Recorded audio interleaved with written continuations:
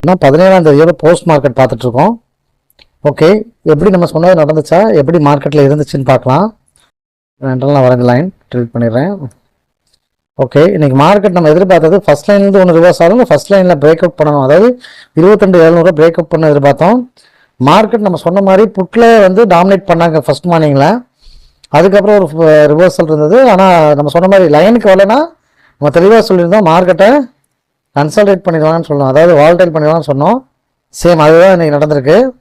ஏன்னா வந்து before the market வந்து பெரிய ஆர்வம் மார்க்கெட் இல்லாமல் இருந்துச்சு. ஸோ அது நடந்திருக்கு. ஓகே, இங்கேருந்து கீழே பிரேக் அவுட்டோ இல்லை சப்போர்ட் நம்ம லைன் வந்து எடுத்திருந்தா இன்றைக்கி ஒரு டீசெண்டான ப்ரீமியம் வேறு லெவலில் எதிர்பார்த்துட்டு இருந்தேன், நடக்கலை. ஓகே, இது நிஃப்டியில். பேங்க் நிஃப்டியில் என்ன நடந்திருக்கு அப்படின்னு பார்க்கலாம்.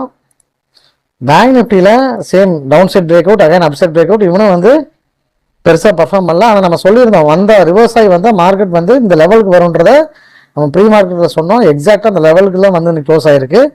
இது பேங்க் நிஃப்டி. சரி, நிஃப்டி ஏன் இன்னைக்கு கீழே இறங்காமல் மேலே புஷ் பண்ணாங்க அப்படின்றதுக்கான ரீசன் இருக்குது. நம்ம ஐவி ஒவ்வொரு நீங்கள் கால் எடுக்கும் போதும் ஐவி பார்க்க சொல்லியிருக்கோம். ஸோ இன்னைக்கு ஐவியோட இம்பேக்ட் தான் உங்களுக்கு நிஃப்டியை வந்து கீழே போக விடாமல் தடுத்துருக்கு.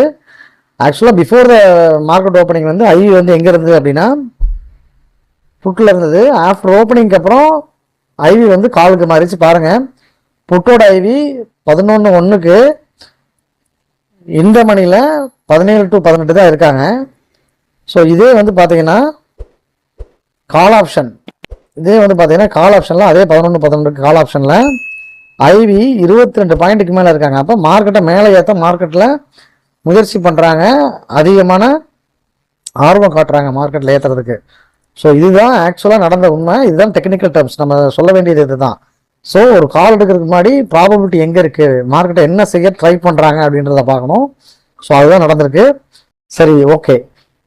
இதுக்கப்புறம் வந்து நம்மளோட வாரியர் ஒருத்தவங்க கேட்டிருந்தாங்க, சார் எப்படி நம்ம வந்து இன்றைக்கி வந்து ஸ்டாப் லாஸ் எப்படி போடலாம் ஒரு கால் எடுத்து அப்படின்னு போட்டிருந்தாங்க.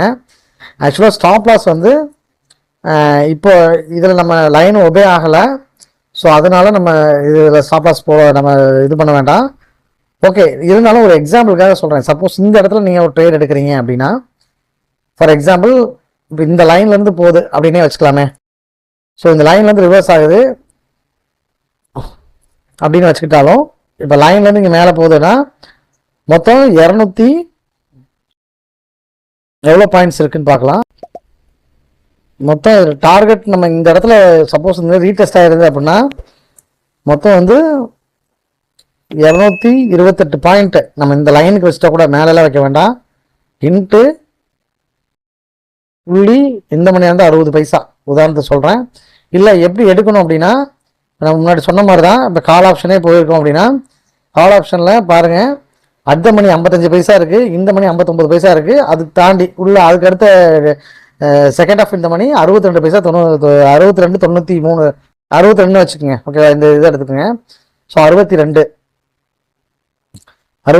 அப்படின்னா நமக்கு 62 இன்ட்டு புள்ளி 62.9. ஆக்சுவலாக வந்து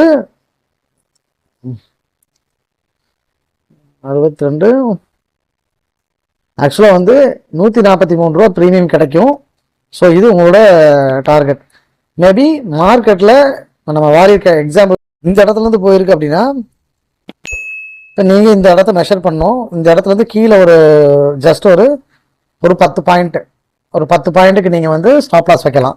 இப்போ 10 பாயிண்ட்ன்றது பார்த்தீங்கன்னா, ஸோ இது இங்கே அவங்க எடுத்துருக்கீங்கன்னா, ஸோ இந்த இடம் ஃபார் எக்ஸாம்பிள் இந்த இடத்த ஸ்டாப் லாஸாக வைக்கிறீங்க, ஒரு 10 பாயிண்ட் வச்சுக்கோங்க, ஒரு 12 பாயிண்ட்டை வச்சுக்கலாம், ஒரு 12 பாயிண்ட் வச்சுக்கோங்க. ஸோ இந்த 12 பாயிண்ட் எப்படி கால்குலேட் பண்ணுறது நம்ம ஸ்பாட்டில் அப்படின்னா, 12 பாயிண்ட் அப்படின்னா நீங்கள் இந்த மணி இதே டீப் இந்த மணி எடுத்தீங்கன்னா அது 62 பைசா உங்களுக்கு இருக்குது அப்படின்றப்ப நீங்கள் வந்து கால்குலேட்டில் ஈஸியாக கால்குலேட் பண்ணிக்கலாம். அதோட ப்ரீமியம் கரைவு எவ்வளோ இருக்க வாய்ப்பு அப்படின்னா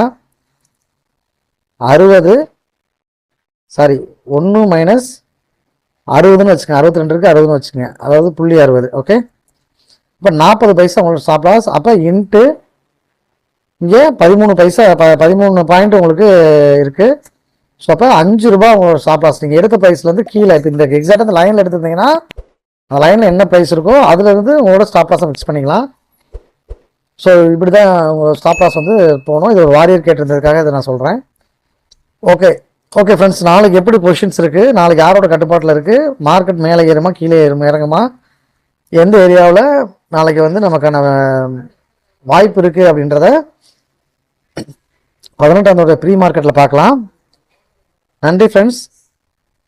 சப்ஸ்கிரைப் பண்ணுங்கள், லைக் பண்ணுங்கள், ஷேர் பண்ணுங்கள், பெல் பட்டனை அமுக்கி விட்டுருங்க.